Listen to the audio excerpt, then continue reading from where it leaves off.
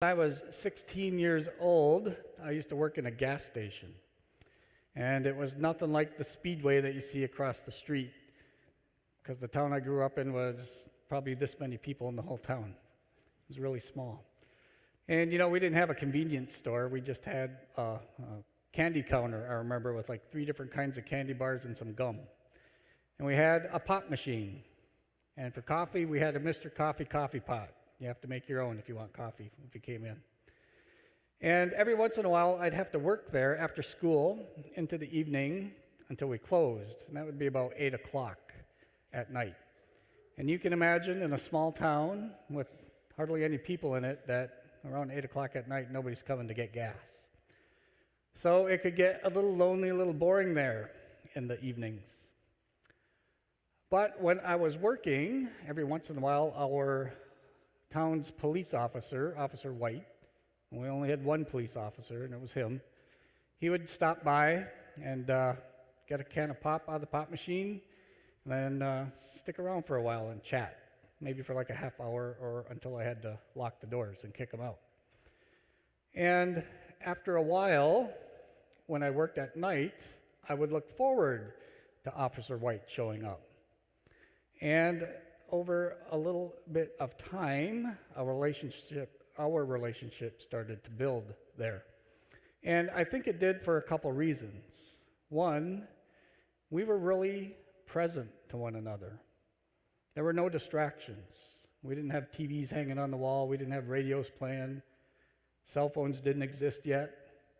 And there were just no other people either. So it was just him and I.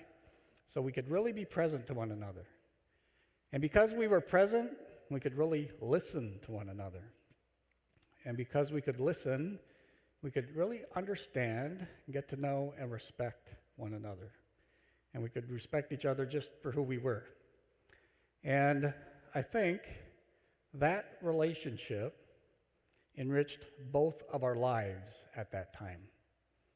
And I think it was so enriching that after I stopped working there when I was 18, Officer White would just randomly pull me over every once in a while just to talk. And I think I got pulled over more than anybody in our town. So my dad thought I was a troublemaker, but I really wasn't. I was just a nice guy. Anyway, so that was an enriching relationship for both of us. Now, today in the gospel, Jesus and his mother and his disciples, they're all at a party. They're all at a wedding party.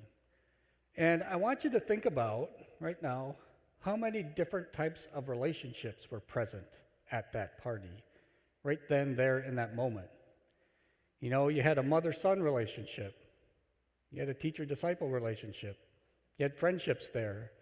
You probably had neighbor relationships there. You probably had worker-employee relationships there. You had servant-guest relationships there. You had a bride and a groom relationship there. And with this one event, a new relationship was created. It was a Messiah-disciple relationship. Because remember, it said the disciples began to believe in him. And his mother was not just mother-son relationship anymore. It was the disciple and Messiah relationship too. So you had all these different relationships happening, existing right there in that one moment. And they were all important. So what's that got to do with us? So just think about your life for a minute. How many relationships do you have in your life? Probably a lot.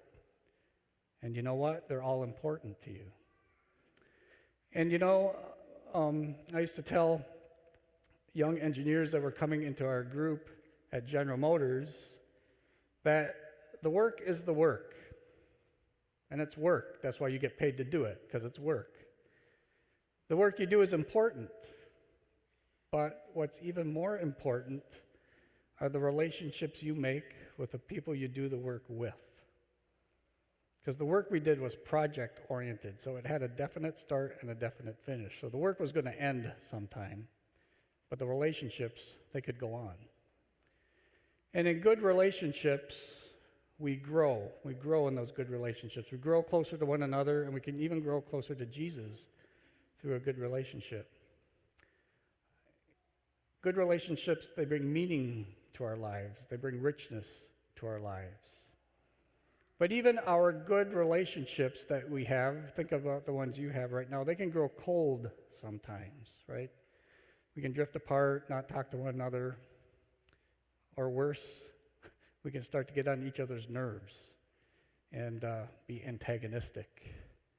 There's another guy I used to work with my final years at General Motors, and what I loved about him was he was very detail-oriented. What bothered me about him was he was very detail-oriented, and I am not. I can't stand it. So I think for a time there, our relationship, we were getting frustrated with one another. And you can kind of tell when emails go back and forth, and they seem to get a little harsher. And I was getting ready to send one, and I didn't want him to misunderstand it. But I couldn't write it in a way that didn't sound mean, right? So I said, you know what, I better just go talk to him. So I started to meet with him on a regular basis in his office. And then something happened with our relationship. It started to grow again. And it started to grow for some of the same reasons the previous relationship I talked about happened. One, we were really present to one another. We weren't behind our computers, behind our cell phones. We were sitting face to face. And because we were present, we could really listen to one another. And then respect and understand one another.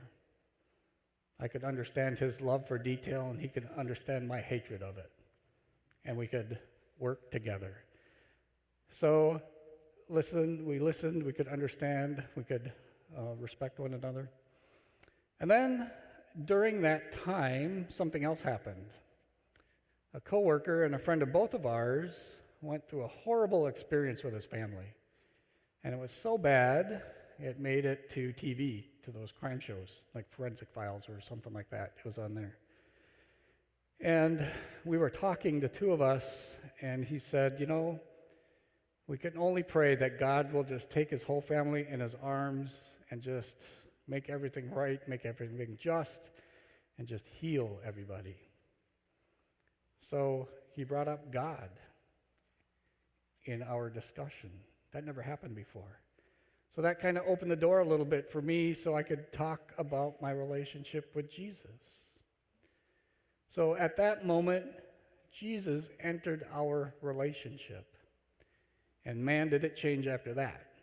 It really was like going from water to wine. Our relationship became much richer, much sweeter, much more personal, much more meaningful. You know, we didn't just talk about work stuff anymore. We talked about our wives and our kids, all of our struggles, all of our blessings. We talked about God and how he's taking care of us and what he does for us. And something else weird happened. When that started happening between the two of us, every once in a while somebody would poke his head in his office and say, hey, let me tell you what I heard at church today. Other people started doing that. And when we would go to meetings with a whole bunch, you could just sense everybody calm down a bit, relax a bit, because our relationship had turned into a joyful one. We just loved being together. We loved working together. We respected one another. And I think we just loved one another, and it kind of showed.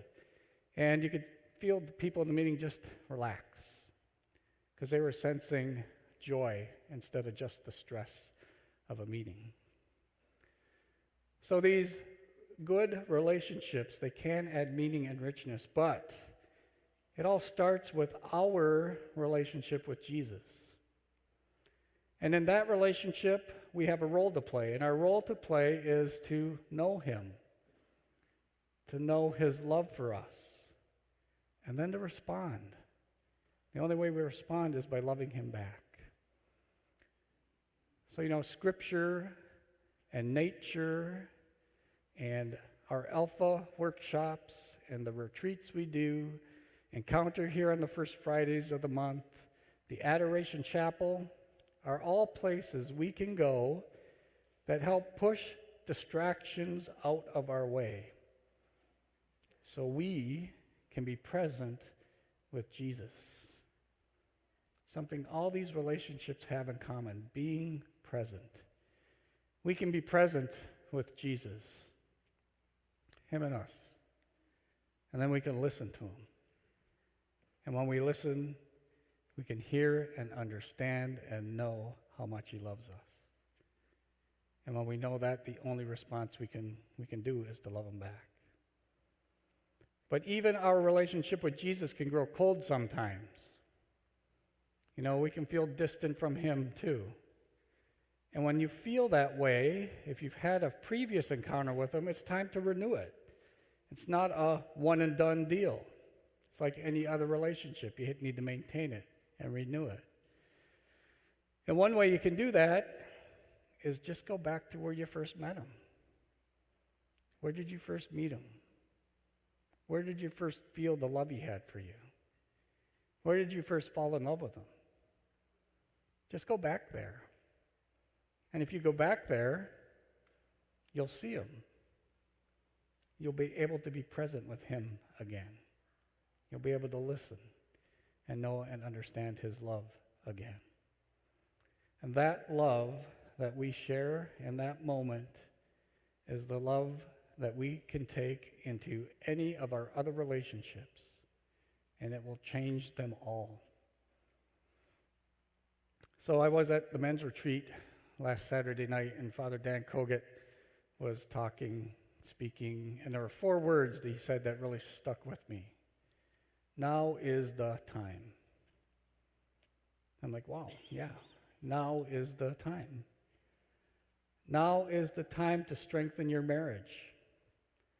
Now is the time to strengthen your relationship with your kids, with your parents.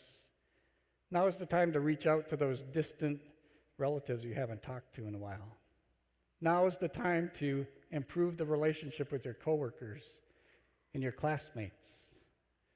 Now is the time to deepen your friendships. Now is the time. Now is the time for us as missionary disciples to know that our efforts to do all that on our own are not going to be enough.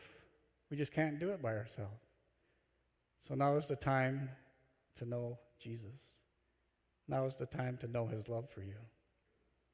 Now is the time to respond to that love.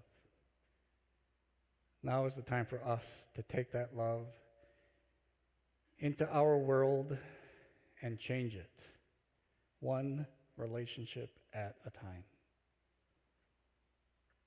Sounds like we got a lot of work to do, doesn't it? Well, we better get going then, shouldn't we?